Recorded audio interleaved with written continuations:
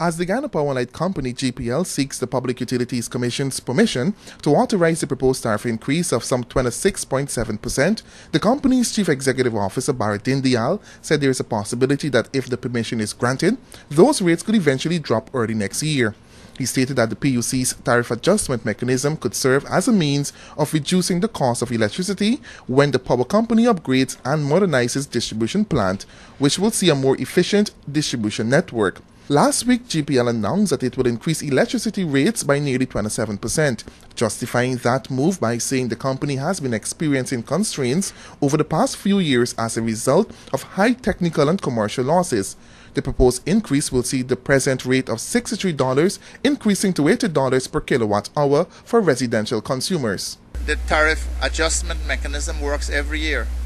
January next year, by the end of January next year, we have to submit to the PUC our management accounts, which is informing what's called an interim return certificate, and that shows, based on our projected our cost for this year and what's going to happen next year, where tariff should go. So if it says the tariff has to reduce, it has to reduce. And of course, by the end of April, we expect our audited accounts to submit our final return certificate. So this is, you do what you do now, and then come next year, you have to review everything again.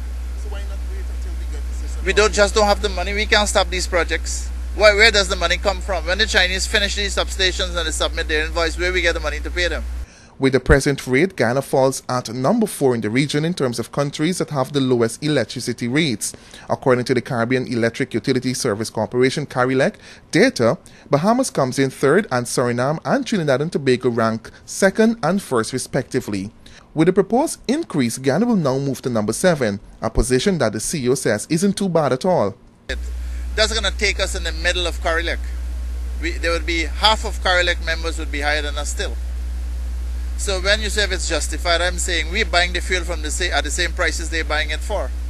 Some of them are using more advanced equipment than we are, and we're still not the highest in CARICOM. We will move from a position of 4 to maybe a position of about 7. With a 27.5% increase. So I mean, we could share the last CARILEC survey with you.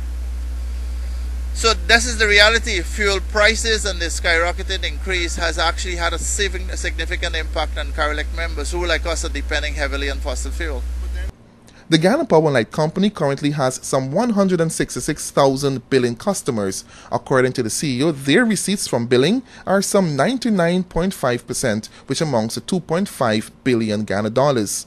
The company has come in for some stinging criticism since the announcement of the proposed hike in electricity rates, with the opposition claiming that the utility company is not properly managed. APNU Member of Parliament Basil Williams says if GPL thinks they can introduce those rates, then let them go ahead and try.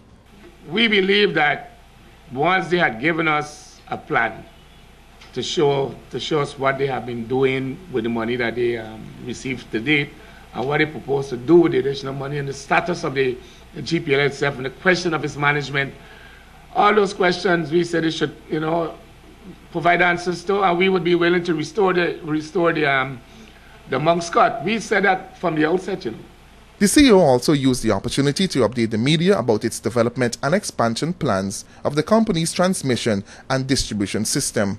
Leroy Adolphus, Capital News.